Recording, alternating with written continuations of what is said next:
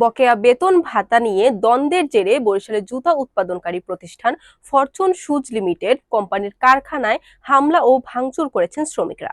বৃহস্পতিবার দুপুরের পর ঘটনার সূত্রপাত চলে সন্ধ্যা পর্যন্ত।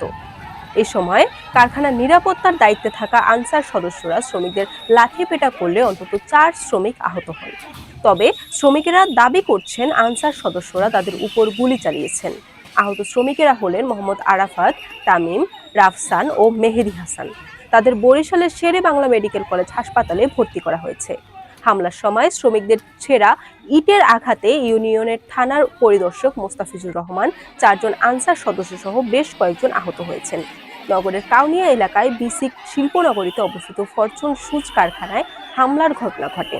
কারখানাটির মালিক বিপিএল এর ফরচুন বরিশাল দলের মালিক ও বিসিক শিল্পনগরের ব্যবসায়ী সমিতির সভাপতি মিজানুর রহমান।